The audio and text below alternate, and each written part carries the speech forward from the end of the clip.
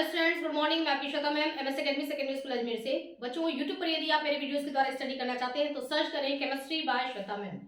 Chemistry bye Shweta ma'am ऐसा search करते ही मेरे वीडियोस ओपन हो जाएंगे। और यदि आपको मेरा वीडियो अच्छा लगता है, मेरे पढ़ाने का तरीका समझ में आता है, तो प्लीज वीडियो को लाइक करें, सब्सक्राइब करें, अच्छे कमेंट्स करें और वीडियो को ज्यादा से ज्यादा शेयर करें। यदि आपको मैथ्स का वीडियो चाहिए तो बच्चों आप सर्च कर सकते हैं प्रभात सर जी।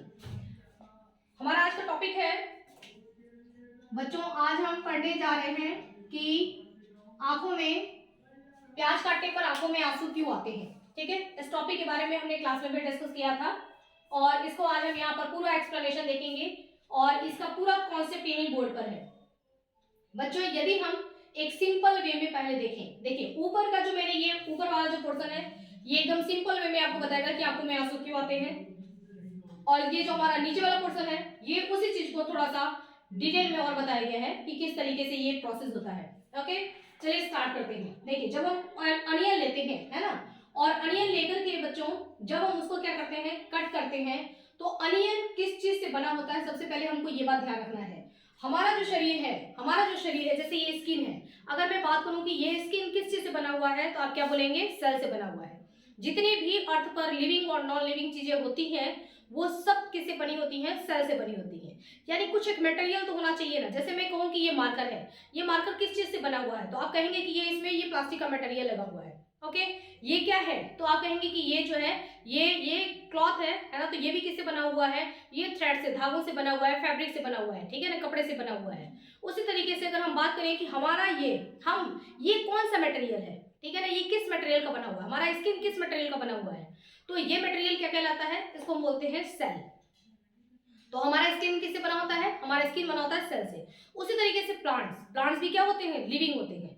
लिविंग ऑर्गेनिज्म कौन कौन से होते हैं, एक तो प्लांट होता है हमारा लिविंग ऑर्गेनिज्म, और दूसरा क्या होता है, एनिमल में सब आते हैं। ठीक है, इंसान से लेकर के एक छोटी सा चींटी भी है तो वो भी क्या होता है, एनिमल्स में ही आता है। ठीक है, तो अर्थ पर जितने भी लिविंग ऑर्गेनिज्म है उसको टू कैटेगरी में डिवाइड किया गया है, प्लांट्स और दूसरा एनिमल्स। तो हम बात कर रहे हैं यहाँ पर प्लांट की, और किस प्लांट की बात कर रहे हैं, हम बात कर रहे हैं अनियन की। तो ये जो हमारा अनियन है, यानी कि जो हमारा प्याज है, ये किससे बना हुआ है, ये बहुत सारे सेल से बना होता है। ओके, तो देखिए मैंने यहाँ पर दिखा रखा है आपको कि बहुत सारे ये सेल्स हैं, है ना। जब हम प्याज को काटते हैं, कट कर रहे हैं, तो बच्चों हम क्या काट रहे हैं, जब हम प्याज को काटते हैं ना तो हम अनियन को नहीं काट रहे हैं, बल्कि हम अनियन के सेल को काट रहे हैं। ठीक है, हमारा हाथ कटता है, यहाँ से अगर कट लग जाए तो क्या होता है, यहाँ से ब्लड निकलने लगता है ना। क्यों ब्लड निकलने लगता है, क्योंकि यहाँ जब कट लगा तो क्या लगा, इसके अंदर बहुत सारी कैपिलरीज थी जो कि सेल से बनी हुई थी, वो कट गई, है ना, और कट जाते हैं तो फिर ब्लड निकलने लगता है। तो उसी तरीके से जब हम अनियन को काटेंगे तो अनियन क्या होता है, बहुत सारे सेल से मिलकर के बना होता है।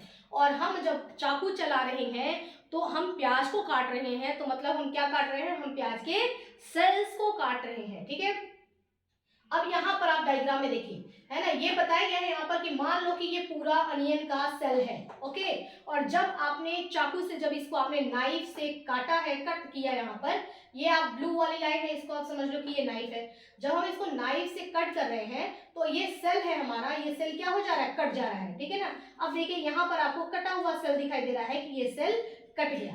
ओके, अब इस सेल के अंदर क्या होते हैं बच्चों, हर सेल के अंदर, अनियन के सेल के अंदर कुछ केमिकल्स भरे होते हैं। ठीक है ना, कुछ केमिकल सब्सटेंस होते हैं। अब जैसे ही नाइफ इसको कट करता है तो वो सारे सेल तो कट गए, सेल कट गए मतलब सेल एक तरीके से ओपन हो गए। तो इसके अंदर जो केमिकल होगा वो केमिकल क्या होता है, रिलीज होने लगता है। हम यहाँ पर अनियन को ऐसे कट कर रहे हैं तो अनियन के सेल यहाँ कट रहे हैं, तो अनियन के सेल कट रहे हैं मतलब सेल के पैकेट ओपन हो जा रहे हैं, उसमें से केमिकल्स निकलना शुरू हो जा रहे हैं, है ना।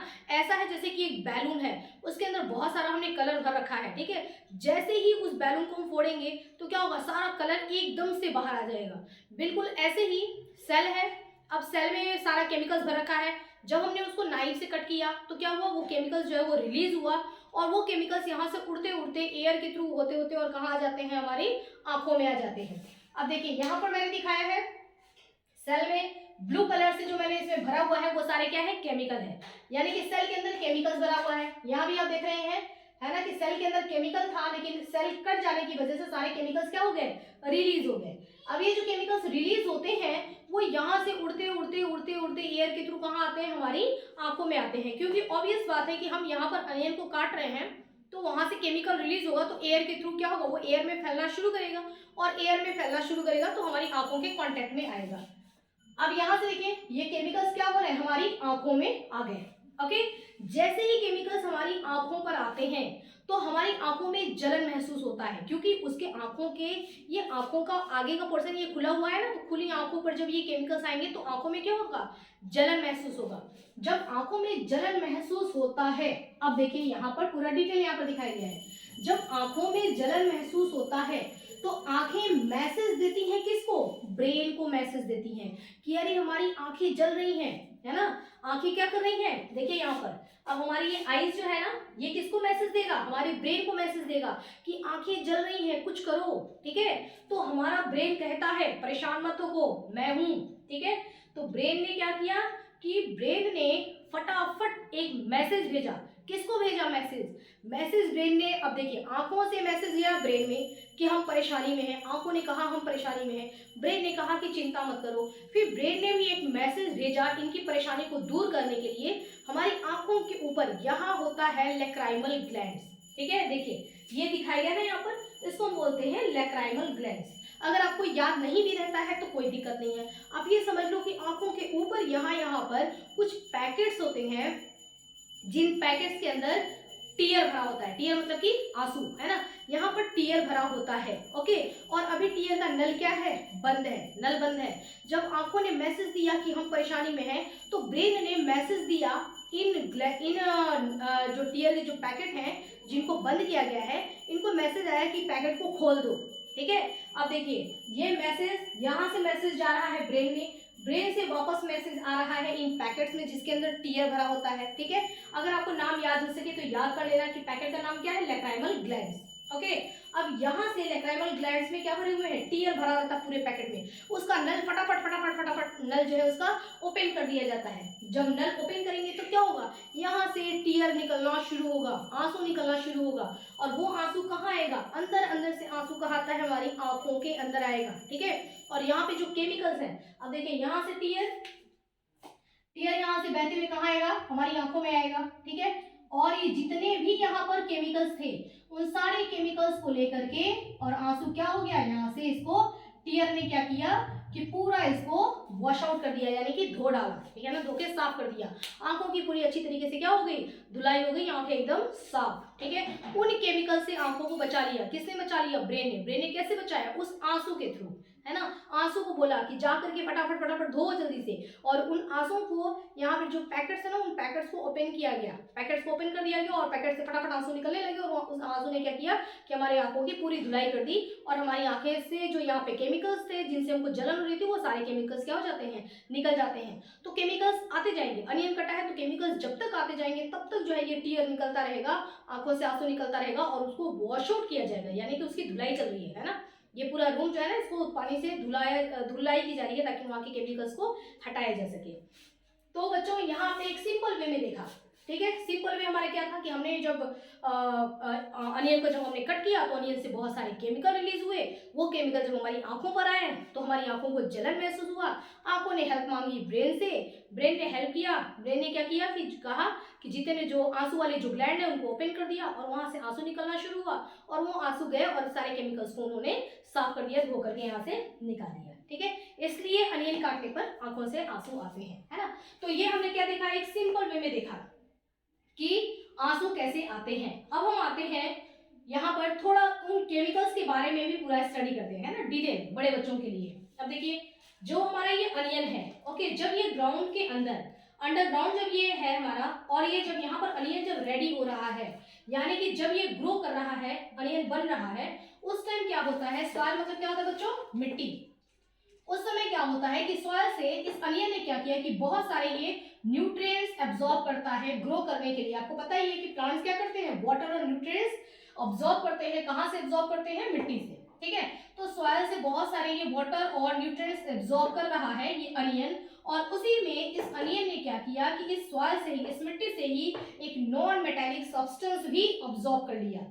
ये जो नॉन मेटेलिक सब्सटेंस है यानी कि केमिकल है ना, नॉन मेटेलिक सब्सटेंस मतलब उसी केमिकल की बात हो रही है, ठीक है ना, वो केमिकल नहीं है, दूसरा केमिकल है। इसने एक नॉन मेटेलिक केमिकल को एब्जॉर्ब किया और उस नॉन मेटेलिक केमिकल का नाम क्या है बच्चों, सल्फर। तो यहाँ पर जब अनियन ग्राउंड के अंदर जब बन रहा था उस समय अनियन ने क्या किया कि सल्फर को एब्जॉर्ब कर लिया। ओके, अब देखिए, अब अनियन यहाँ पर ग्रो हो गया, ठीक है, आपने अनियन को क्या किया, बाहर निकाल लिया। अब ये जो सल्फर था जो अनियन के अंदर आ चुका है, कहां से आया था सल्फर, सल्फर आया था मिट्टी से ही, मिट्टी से जब वो ग्रो हो रहा था, पानी, न्यूट्रिएंट्स, वाटर सब जो एब्जॉर्ब कर रहा था ये पौधा, उसी समय ये अनियन ने क्या किया कि सल्फर को भी एब्जॉर्ब कर लिया। और सल्फर क्या होता है, एक नॉन मेटेलिक केमिकल होता है। अब ये सल्फर जो है ये इस अनियन के अंदर ही रहता है और थोड़े समय के बाद ये सल्फर एमिनो एसिड सल्फॉक्साइड में चेंज हो जाता है ना। केमिकल के नाम बड़े बच्चों को याद हो सके तो आप याद कर लेना। एमिनो एसिड सल्फॉक्साइड्स में ये कन्वर्ट हो जाता है, चेंज हो जाता है। ये केमिकल्स उसी अपने एलिमेंट्स को लेकर के और दूसरा एक कंपाउंड बना लेता है जिसको हम बोलते हैं एमिनो एसिड सल्फॉक्साइड, ठीक है, इसमें चेंज हुआ। उसके बाद क्या होता है कि जब अनियन, ये अनियन का क्या है, सेल है ना। अब हम बात करते हैं, देखिए ये चीज बन करके रेडी है ना, यानी कि हर एक प्याज में जब तक हमने अनियन को काटा नहीं है प्याज को, तब तक उसके अंदर, उस प्याज के अंदर अवेलेबल है एमिनो एसिड सल्फॉक्साइड, उस प्याज के अंदर अवेलेबल है, ठीक है। और जो अनियन का सेल होता है इसमें सिर्फ यही चीजें अवेलेबल नहीं है, बल्कि अनियन के सेल के अंदर, ये जो अनियन का सेल है ना जिसको अभी हम कट करेंगे, जो अनियन जिससे बना हुआ है, उस सेल के अंदर एक एंजाइम भी पाया जाता है जिसको हम बोलते हैं लेक्राइमेट्री फैक्टर सिंथेसिस एंजाइम, ठीक है। ये आप एंजाइम यहाँ पर देख रहे हैं, ये एक एंजाइम है लेक्राइमेट्री फैक्टर सिंथेसिस एंजाइम। तो ये एंजाइम देखिए, एंजाइम के मैक्सिमम एंजाइम ऐसे होते हैं जिनके नाम के लास्ट में क्या लगा होता है, यहाँ पर एज लगा होता है, ठीक है। तो लेक्राइमेट्री फैक्टर सिंथेसिस एंजाइम ये भी अनियन के सेल में पाया जाता है और अनियन के सेल में ही एमिनो एसिड सल्फॉक्साइड आ गया जो कि किससे बना हुआ है, सल्फर से बना हुआ है, ठीक है। यानी कि सेल जो होगा, प्याज का जो सेल होता है, उस सेल जिससे प्याज बनी हुई है उस सेल के अंदर यहाँ पर दो केमिकल्स यहाँ पर मौजूद होते हैं। एक तो ये केमिकल मौजूद है, रेड सेल यहाँ पर दिखाया गया है, और दूसरा इसमें ही एक एंजाइम मौजूद है जो कि मैंने यहाँ पर ब्लू से दिखाया है, ठीक है। तो ये दो चीजें यहाँ पर अवेलेबल होती हैं। ओके, अब क्या होता है कि जब ये आपने अनियन को कट किया, अनियन को कट किया मतलब जब आपने सेल को कट किया, ठीक है, अनियन को कट किया मतलब सेल को कट किया, तो क्या होगा, इसमें से दोनों ही चीजें रिलीज हो जाती हैं, कहाँ, एयर में, एटमॉस्फेयर में। अब उस सेल से एमिनो एसिड सल्फॉक्साइड रिलीज हुआ, रेड से मैंने लिखा है, और प्लस हमारा वो एंजाइम लेक्राइमेट्री फैक्टर सिंथेसिस एंजाइम ये भी यहाँ पर रिलीज हुआ। इन दोनों ने एयर में ही आपस में रिएक्शन कर लिया, ठीक है, एयर में। देखिए वो सेल के अंदर मैंने बताया है, लेकिन एक्चुअल में सेल के अंदर नहीं, वो समझाने के लिए मैंने आपको बताया है, बट ये सेल के सरफेस पे कोई चीजें, इसमें एक जो है सेल के सरफेस के एक तो जो है हमारा एसिड जो है वो सेल के सरफेस पे होता है, और जो हमारा ये है एमिनो एसिड सल्फॉक्साइड ये सेल के अंदर होता है। तो दोनों ही अब क्या होते हैं, अब चूंकि जब सेल कट गया तो ये दोनों चीजें एटमॉस्फेयर में रिलीज होती हैं।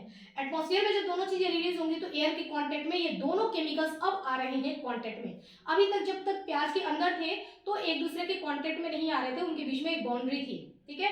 जैसे ही ये सेल कट गया, मतलब प्याज जब कट गया, तो ये दोनों ही क्या हो गए, फ्री हो गए, फ्री होकर के एटमॉस्फेयर में गए, और इन दोनों आपस में कांटेक्ट में आए, और इन दोनों ने आपस में रिएक्शन करके क्या बना लिया, सल्फेनिक एसिड, ठीक है।